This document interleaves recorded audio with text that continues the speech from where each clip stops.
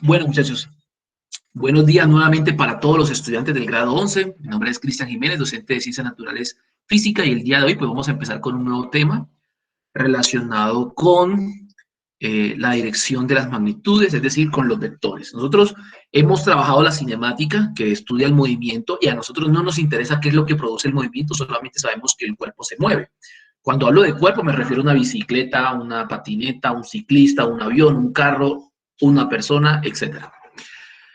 Pero nosotros siempre hemos estudiado todos los movimientos en una línea recta, ya sea una línea recta horizontal, como en el movimiento rectilíneo uniforme o en el movimiento rectilíneo uniformemente acelerado, pero también hemos estudiado el movimiento en una línea vertical, que es en el movimiento vertical de caída libre, que fue lo que vimos en las clases anteriores. Entonces, ya sabemos que en el movimiento vertical de caída libre lo que hace es que la gravedad está afectando a todos los cuerpos. Si el cuerpo va a subir, si tiramos un cuerpo hacia arriba con una velocidad inicial para que suba, pues la gravedad le va restando a razón de 9,8 metros por segundo a ese cuerpo. Cada segundo le va restando 8 metros por segundo. Caso contrario, dijimos también que cuando el cuerpo va de arriba hacia abajo, por ejemplo, un paracaidista que se tira, cuando él se tira, su velocidad inicial, como al comienzo, antes de empezar a caer, su velocidad inicial es cero. Pero en la medida que empieza a caer, la gravedad hace que su velocidad aumente 9,8 metros por segundo cada segundo que pasa. ¿Listo?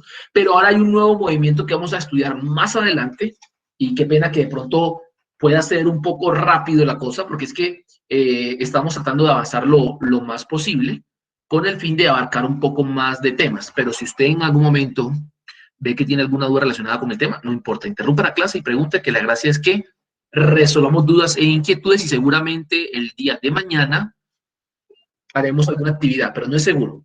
Seguramente puede ser el día de mañana o el lunes siguiente.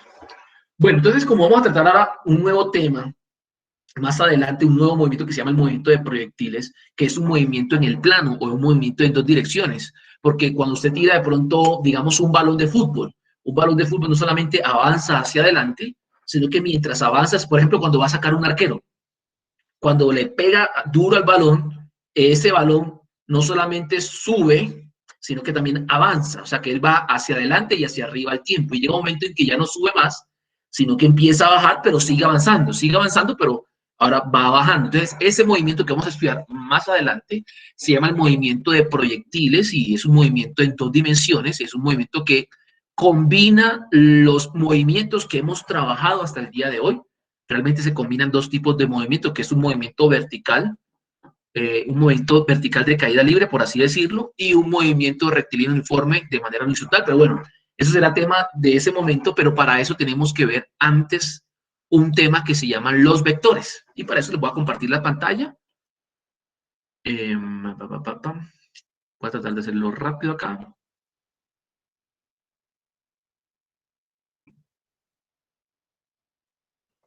Ok, listo. Entonces, vamos a ver acá. El tema que vamos a ver nosotros inicialmente es los vectores y vamos a ver cómo se suman y se restan los vectores. Denme un segundo, por favor, así de pronto es alguien que me está pidiendo que le comparta, que le deje el acceso. Denme un segundo, por favor, ya vengo.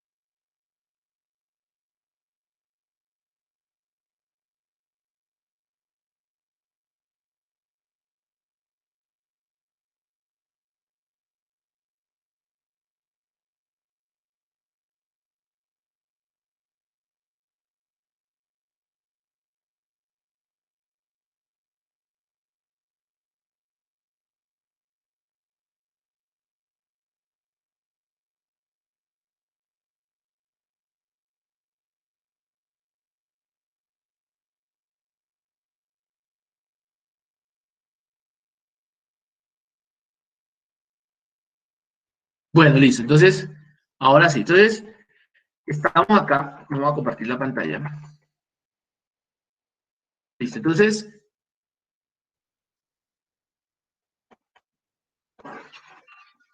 bueno, creo que ven la pantalla. Es suma de vectores, método gráfico, descomposición de vectores. Vamos a empezar con este tema. Lo importante es que tenemos que tener en cuenta que, bueno, miremos acá, que los vectores representan cantidades que tienen una dirección. ¿Por qué son necesarios los vectores? Porque hay muchas cantidades en la física que no podrían ser representadas con simplemente un número. Aunque hay cantidades que sí, hay cantidades que no. ¿Qué cantidades que sí? Por ejemplo, si alguien me pregunta, ¿cuántos años tendrá el profesor? 35 años. Ya, no tengo que decir más nada. Con decir la cantidad 35 años es suficiente, tanto la cantidad como las unidades. Por ejemplo, otra cantidad que pueda ser expresada o una magnitud física que pueda ser expresada solamente con un número y una unidad. Kilómetros, no. Pues Los, la distancia de algo.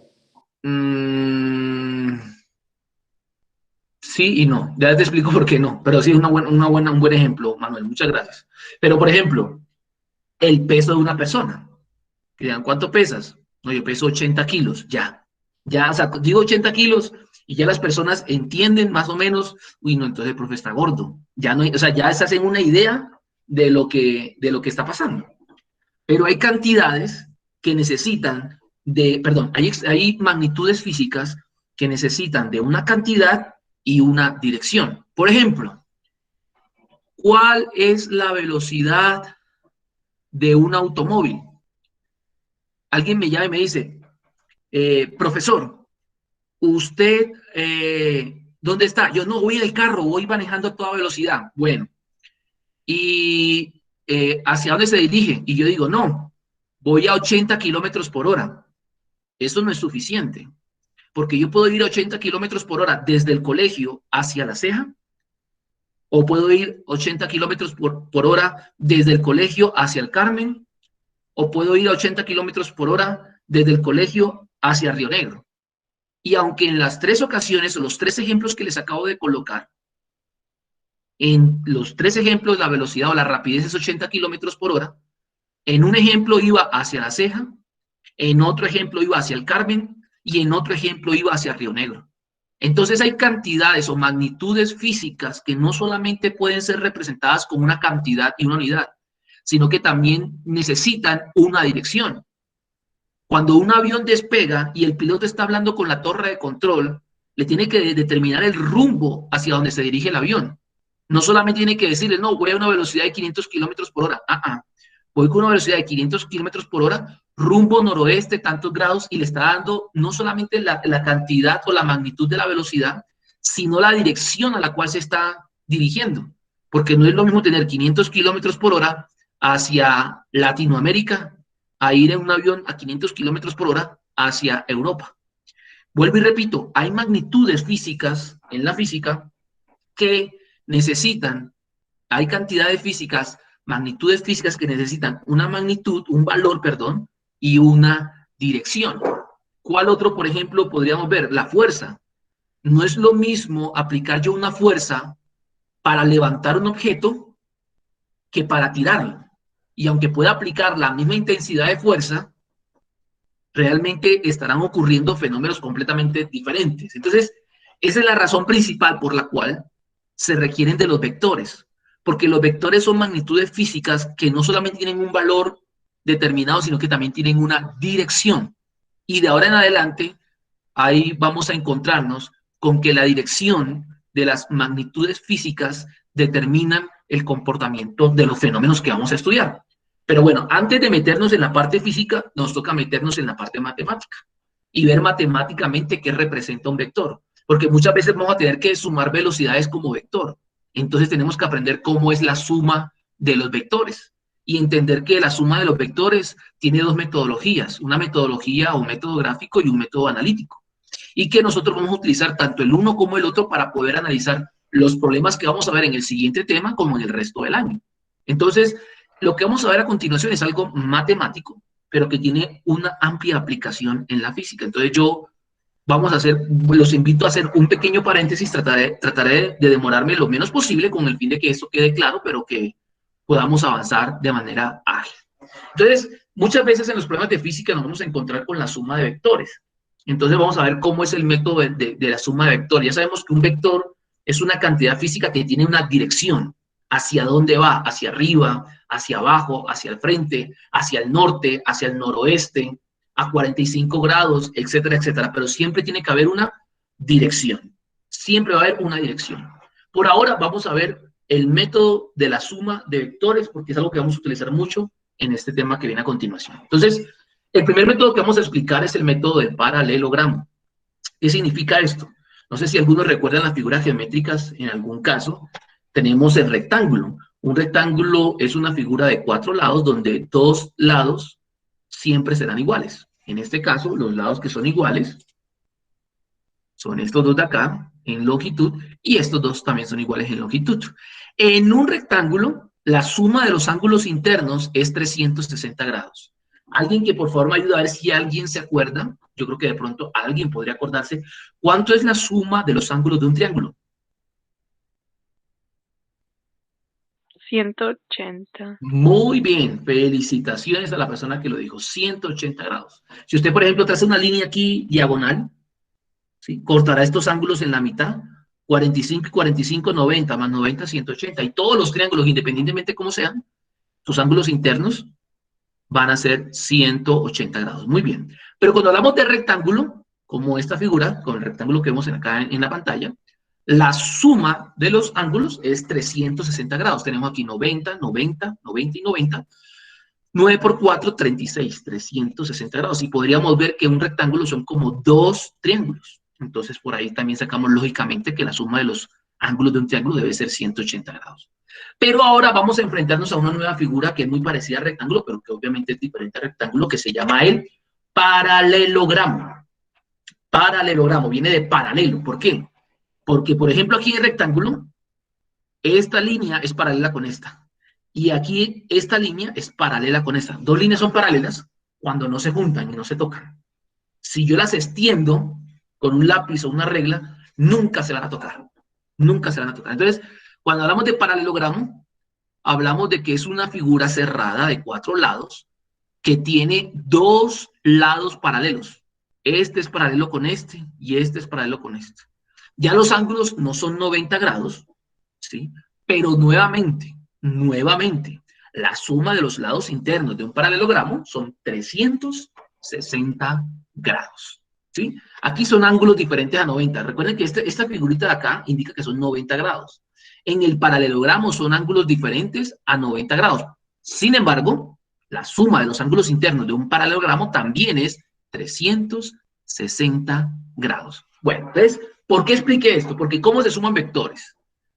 Los vectores se suman a partir del plano cartesiano. No sé si algunos se acuerdan de esto de matemáticas, que tenemos el eje X, que es el eje horizontal, y el eje Y. No sé si de pronto alguno de pronto se le olvidó, pero bueno, la idea es que si hay algunas confusiones el día de hoy, pues el día de mañana veremos la manera de resolverlas también. Pero bueno, vamos a suponer que yo voy a sumar dos vectores. Los vectores siempre se simbolizan como una flecha, ¿sí?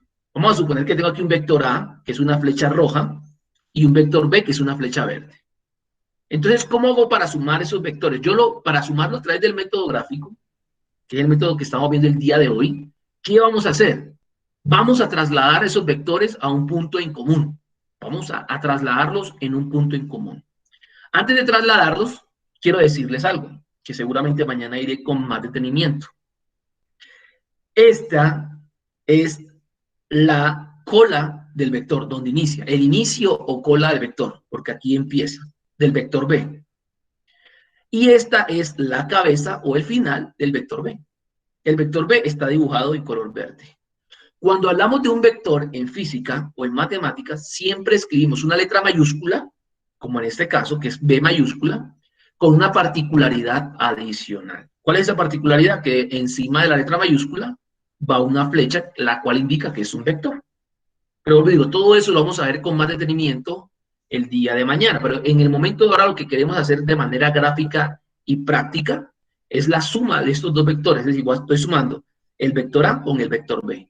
Aquí está el inicio de B, el final de B, o también podría llamarlo la cola de B, la cabeza de B. Y aquí tenemos el inicio de A y el inicio de A y el fin de A, o la cola de A o la cabeza de A. ¿Cómo hacemos para sumarlo? El primer paso, aquí se lo voy a escribir. Se ubican cola con cola los vectores. Primero yo ubico cola con cola los vectores. No se preocupen por escribir en este momento. Yo les voy a dar tiempo la próxima clase para que podamos escribir de manera más detallada. Quiero que primero entendamos la metodología de cómo se suman vectores de manera gráfica. Miren que lo que hice fue trasladar los vectores a un punto común. Usted me dirá, profe, pero ¿por qué lo quiso trasladar aquí al centro de esta cruz? Porque ese centro es el punto del origen del plano cartesiano. Entonces eso me va a facilitar el dibujo, pero usted hubiese podido colocarlo en cualquier otra parte. No hay ningún inconveniente. No hay ningún inconveniente. Entonces miremos cómo es el método del paralelogramo, así sea que no entendamos todavía con un ejemplo en qué podemos aplicarlo. Yo solamente quiero que por favor entendamos la metodología. ¿Qué voy a hacer yo? Como su nombre lo indica, la suma de vectores del método del paralelogramo, como su nombre lo indica, yo lo que voy a hacer es un dibujo a partir de estos dos vectores que se va a parecer o va a ser un paralelogramo. ¿Y cómo lo hago? Pues muy sencillo. Lo que voy a hacer ahora es dibujar un paralelogramo. ¿Cómo así? Si ven esta línea verde, que es del vector B, voy a dibujar una línea paralela en este punto de acá, que coincida con el vector A. Y adicionalmente voy a dibujar una línea paralela al vector A que coincida con el vector B, quedando de la siguiente manera. Entonces miren que esta línea roja es paralela al vector A y que esta línea verde es paralela al vector B. ¿Qué figura me quedó acá? Un paralelogramo. Por eso se llama el método del paralelogramo o el método gráfico. En este caso, ¿cuál sería el resultado gráfico de la suma del vector A con el vector B? Escúchenme acá. El resultado va a ser otro vector que va a partir desde el origen o la cola de A y B, de estos dos, parte de acá, y termina donde se intersectan los lados del paralelogramo. Quiere decir que acá, miren, se dibuja un paralelogramo con los vectores, y el resultado es un vector que va desde el origen de los vectores hasta donde se intersectan el paralelogramo. O sea que este que está en azul es el resultado de la suma del vector A con el vector B. Por ahora solamente quiero que por favor pongamos atención al método, porque eso todavía no vamos a encontrarnos con las aplicaciones inmediatas, pero aprendernos esta metodología nos va a ayudar mucho a resolver los problemas de la física. Entonces se llama el método del paralelogramo porque sencillamente dibujamos un paralelogramo y a partir de esos dos vectores. ¿Qué desventajas tiene este método gráfico? Bueno, ventajas, que es muy fácil, que es muy gráfico. Más que fácil, es muy gráfico. Que no hay que usar matemáticas, que es solamente hacer una figura. Eso es una ventaja. ¿Qué desventaja? Que si estamos sumando 3 o más vectores, nos toca sumar de 2 en 2. No se puede sumar 3 al tiempo, ni 4 al tiempo, ni 5 al tiempo, no, de 2 en 2. Entonces, eso es un método práctico, pero que también es limitado. El día de mañana vamos a tener tiempo para copiar. Voy a terminar con esta explicación de acá. ¿Cómo se descompone un vector? ¿Cómo vamos a descomponer un vector? Un vector siempre vamos a ver que es una flecha y que se simboliza con una letra mayúscula y la misma letra mayúscula tiene una flecha en la parte superior. Si usted no le coloca esa flecha en la parte superior, ya significa otra cosa diferente. Y los vectores siempre van a tener un ángulo de referencia. O sea, un ángulo que vamos a medir a partir de los ejes. Por lo general, no siempre es así. El ángulo se nombra a partir del eje X positivo, o sea, desde acá. No siempre es así, no es una camisa de fuerza, pero bastantes personas lo hacen. Pero vuelvo y digo, no tiene que ser así.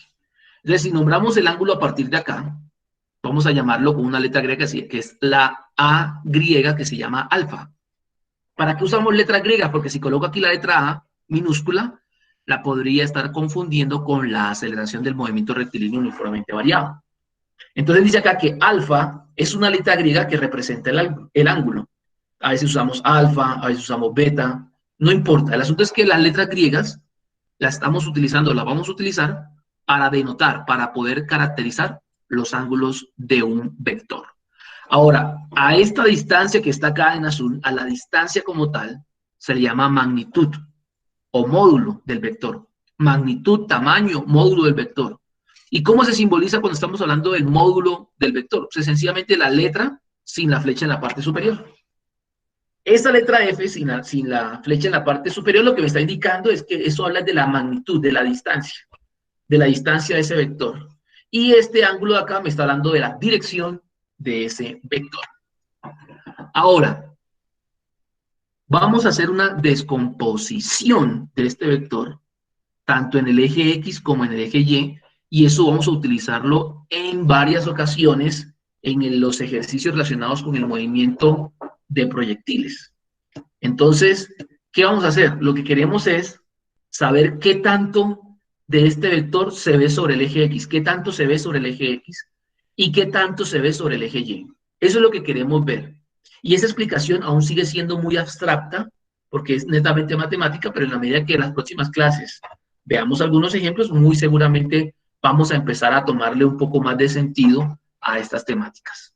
Pero bueno, ¿cómo hago yo para poder encontrar la componente del vector F que se refleja sobre el eje X? Porque miren que el eje horizontal es el eje X y el eje vertical es el eje Y. Entonces la pregunta es, ¿cuánto de F se refleja en X? Miren lo que voy a hacer, miren lo que voy a hacer. Voy a tratar de imaginarme que yo en la parte superior tengo una luz y que este vector es como una tabla de madera, como un trozo de madera de un árbol recto, y que yo ponga en la parte superior una luz. Al colocar yo una luz en la parte superior, obviamente solamente nos los estamos imaginando, ¿qué va a pasar en esta parte? Pues si esto es como un techo, en la parte que se encuentra sobre el eje X, se va a reflejar una sombra, ¿sí? Se va a reflejar una sombra. Supongamos que, a ver, tratemos de quitar esto acá. A ver si de pronto me hago entender un poco más. Supongamos que este es un vector, ¿sí? Y yo quiero ver cuánto de mi mano se refleja en la mesa donde yo estoy. Entonces voy a coger una luz como esta y la pongo en la parte superior.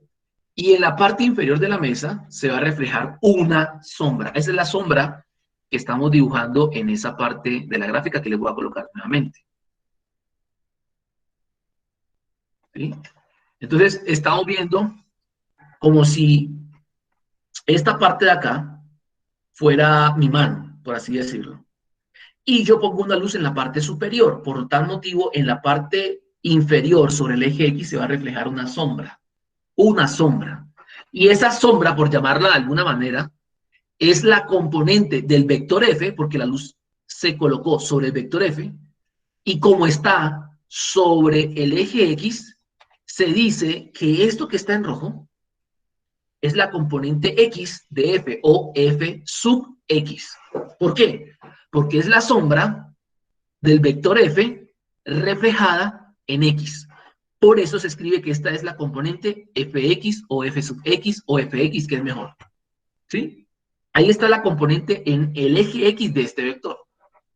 Ahora, este ángulo que está acá, que está como tintilando, ¿de cuántos grados es? ¿Quién me puede ayudar?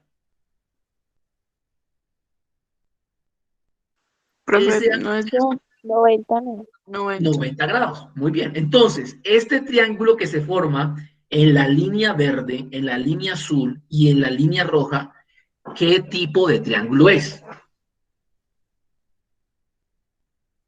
¿Alguien se acuerda? Empieza por R de rectángulo. Ese es un triángulo rectángulo. ¿Cuál es la característica principal de un triángulo rectángulo? Que uno de sus ángulos es 90 grados. Geometría con la profesora Amparito. Triángulo rectángulo. Un triángulo cuyo uno de sus lados son 90 grados. Ahí lo tienen. ¿Qué de importante tiene estos triángulos rectángulos para la física? Que en estos triángulos rectángulos y solamente en estos triángulos se aplican las identidades o funciones trigonométricas que se llaman seno, coseno, tangente, cosecante, secante y cotangente. Pregunta, ¿a ustedes quién le da la asignatura de matemáticas? El El profesor profesor Freddy. Frey. Profesor Freddy. Y ya el profesor Freddy les habló de las funciones trigonométricas. No. No. Ok, listo. Entonces aquí la vamos a explicar. Entonces las funciones trigonométricas vamos a explicarlas más adelante. Lo importante es que entendamos que este triángulo es un triángulo rectángulo, pero respóndanme una pregunta. Yo creo que ya debieron dar Pitágoras o todavía no. La verdad, ¿no? ¿No han dado Pitágoras? Sí, Cateto al señor. cuadrado más. Sí, sí, lo vieron, ¿cierto? Bueno, eso de Pitágoras solamente se puede aplicar si el triángulo es rectángulo. O sea, si uno de sus lados es 90 grados. Si uno de sus lados ya no es 90 grados, no se puede aplicar, no se puede aplicar Pitágoras. ¿Y qué dice Pitágoras? Que la suma de este cateto al cuadrado más, bueno, primero que todo, perdón, un triángulo rectángulo tiene algunas partes. Indispensable el ángulo de 90 grados, que es este de acá. El lado que se encuentra al frente del ángulo de 90 grados o el lado más largo del triángulo se llama hipotenusa. Ustedes nuevamente lo van a ver en matemáticas y si no mañana lo vemos con más detenimiento. Y los lados más pequeños, que son este que está en rojo y ese que está en verde, se llaman catetos. Catetos. Entonces, ¿qué dice la ley del teorema de Pitágoras? Perdón. Que un cateto al cuadrado más otro cateto al cuadrado es igual a la hipotenusa al cuadrado. El que en la próxima clase me pueda traer una demostración de dónde sale el teorema de Pitágoras, yo creo que le dejo por ahí el próximo taller en 5, porque es una investigación muy bonita. No es difícil, no es difícil, no es difícil, pero es muy bonita porque es muy curiosa. O sea, ¿de dónde Pitágoras saca que cateto al cuadrado más cateto al cuadrado igual a hipotenusa al cuadrado? ¿De dónde salió eso? Ese señor, o como lo quieran llamar, ¿de dónde sacó eso? Y uno piensa que eso es algo muy difícil de entender, de comprender, pero no es tan difícil. El que lo tenga me avisa, pero solamente una persona. Bueno, importante El que del quiera, triángulo. Señora, perdón, se acaba de decir, acaba de decir. acaba de decir que el que me traiga, la primera persona, ¿no? La demostración del teorema de Pitágoras tiene el próximo taller en 5. Es una demostración que aparentemente es difícil, pero a la vez es sencilla. O sea, no hay nada que saber sino solamente el área de un cuadrado, que eso es lado por lado, o lado al cuadrado. De ahí se puede demostrar de dónde Pitágoras sacó ese teorema que dice que la suma del cuadrado de los catetos es igual a la hipotenusa al cuadrado. Entonces, si alguno puede encontrar la demostración, me avisa. El primero tiene el siguiente taller en 5. Bueno, el asunto es que con Pitágoras solamente se aplica si el triángulo es rectángulo. Ojo con eso. Si el triángulo ya no es rectángulo, Pitágoras ya no sirve. Ya eso no se aplica ahí, ahí son otras cosas que no se aplican en este curso que vamos a realizar. Ahora, vamos a hacer lo mismo que hice con la luz en la parte superior. Ahora yo quiero ver cuál es el reflejo de este vector, ¿sí? De este vector que está en azul, en el eje Y. Recordemos que el eje horizontal es el eje X y el eje vertical es el eje Y. Entonces coloco la luz en este sentido ahora. Y la luz pega en este punto y aquí se va a reflejar. Esto es algo de imaginación, no es que lo estemos viendo acá, ¿no?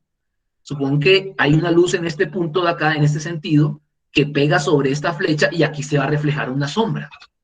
Entonces, esta sombra se va a reflejar por acá, que la coloreé en una línea verde. Entonces, como esta es la sombra de F, del vector F, que se encuentra paralela o en el vector, paralela o en el eje Y, yo voy a llamar a esta componente de acá F sub Y o Fy. ¿Por qué? Porque es la proyección o la sombra del vector F sobre el eje Y. Sobre el eje Y. Entonces, ¿qué podemos concluir de esto que hemos visto el día de hoy, que es un poco abstracto? ¿Qué podemos concluir de todo esto? ¿Cuánto mide esta distancia de acá, miren que la distancia del vector verde se llama FY. Si estamos de acuerdo con eso de que esta distancia de acá es FY, les tengo una pregunta. Si esta distancia de acá es FY, ¿cuánto será esta distancia de acá? ¿Será la misma FY o algo diferente a FY? No sería fx. Porque FX, mírala acá. Aquí está FX. Supón que esta distancia es 3 metros. Vamos a suponer que eso es 3 metros. Lo que está de aquí a acá. La distancia que está de aquí a acá, ¿será 3 metros o será otra? ¿Ustedes qué creen? 3 metros. Será la misma, muy bien. Que es igual. Igual, exactamente. Entonces, si esta distancia de acá se llama FY, que es la distancia de aquí a allá, acá, ¿cómo se llamará esta distancia? La misma FY, porque FY es la distancia que hay desde acá hasta acá. Y como es la misma distancia que hay desde acá hasta acá, porque estas líneas son paralelas y se cortan en el mismo punto, esto es FY, o sea que esto también es FY. Un poco complicado, sí, pero hay que hacerlo. Yo mañana voy a hacerlo con un ejemplo, con el fin de que podamos estar más claros en esto. O sea, yo apenas el día de hoy presento la teoría, que yo sé que le genera muchas inquietudes a muchos estudiantes. Y voy a terminar con lo siguiente. Que es lo último de lo abstracto del tema del día de hoy. ¿Cómo hago yo para aplicar las funciones trigonométricas? Bueno, vuelvo y digo, no copien hoy, mañana yo les voy a dar tiempo, mañana por favor traigan, si pueden, regla, colores, hojas obviamente para copiar, si pueden un compás, si no, no pasa nada, pero mañana vamos a copiar todo esto de una manera más detallada. Entonces, la próxima clase, que es mañana a las 10:20, vengan un poco más preparados en cuanto a eso. ¿Cómo yo aplico las funciones trigonométricas? Las funciones trigonométricas son 3. La primera se simboliza con la letra SEN y se llama el seno de alfa. O sea, el seno y alfa es un ángulo. ¿Y a qué es igual el seno del ángulo alfa? Miren que el ángulo alfa se encuentra acá porque yo lo quise colocar ahí. Y cuando yo tengo un triángulo rectángulo y aplico el seno, la entidad trigonométrica que se llama el seno, miren qué voy a hacer yo. Voy a hacer una división, porque esta línea es una línea de fracción, de un fraccionario. Voy a dividir el lado opuesto a este ángulo, lo que mida, y lo divido entre la hipotenusa. Entonces, si yo estoy hablando del ángulo alfa que está aquí, el lado opuesto es este que está acá, porque es el ángulo que está, el lado que está opuesto a este ángulo. Y este lado de acá se llama f de y, por eso es que lo ven acá, f de y. Entonces, es lado opuesto, seno de ángulo es lado opuesto, y lo divido entre la hipotenusa. En este caso, ¿quién es la hipotenusa? Mírenla acá, se llama f. Entonces, el lado opuesto de alfa se llama f de y la hipotenusa se llama f. Entonces, seno de alfa, eso está establecido, digámoslo así, entre comillas, porque sí, en cuanto a las funciones seno, porque a mí me pueden preguntar, pero profesor, ¿por qué el seno es el lado opuesto? ¿Eso dónde salió? Digamos que por ahora vamos a creer que eso es real y eso es cierto y no lo vamos a cuestionar por ahora. Entonces, seno de alfa va a ser el lado opuesto, lo que mida esto, dividido en la hipotenusa. Por eso hablamos de f de y sobre f. Entonces, seno de alfa es igual a f de y sobre f. Ahora, si yo de aquí quiero despejar cuánto vale f de y, porque me interesa saber cuánto es esta distancia de acá, ¿qué hago? Pues sencillo, f, que se encuentra dividiendo, pasa al otro lado a multiplicar. Por eso vemos que dice que f de y es igual a f por el seno de alfa.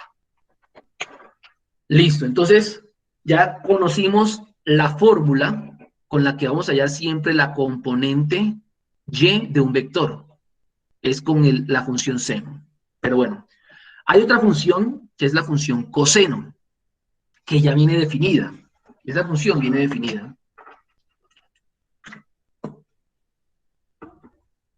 ¿Cómo viene definida? Dice que el coseno de un ángulo, este es el ángulo alfa, el coseno de un ángulo es el lado adyacente dividido en la hipotenusa. Si este es alfa, este es el lado opuesto a alfa, y este es el lado adyacente a alfa. Lado opuesto, porque este es alfa y este es el que está opuesto, y este es el lado adyacente. Entonces dice que coseno de alfa es lado adyacente dividido en la longitud de la hipotenusa. Como el lado adyacente es f de x y la hipotenusa es f, entonces coseno de alfa es lado adyacente, que es f de x dividido en f. Listo, que aquí coseno de alfa igual a f de x sobre f. Yo quiero saber cuánto vale o quiero despejar f de x. Sencillo. F está dividiendo, si lo paso al otro lado, pasaría a multiplicar.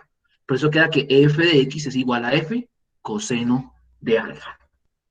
Entonces, lo importante en esta primera parte del primer tema del segundo periodo es que aquí dice las componentes de un vector. Esta es la componente en x, porque es la sombra sobre el eje x, y esta es la componente en y. Entonces, démonos cuenta que las componentes de un vector se pueden determinar si se conoce la magnitud de este, que es f, y el ángulo del vector, o sea, de alfa. Miren, para yo, por ejemplo, conocer la componente en y del vector, o f de y, necesito cuánto vale f, y f es la magnitud, y necesito saber cuánto vale el ángulo alfa. Es un número, 45 grados, 20 grados, 30 grados, 180 grados, etc.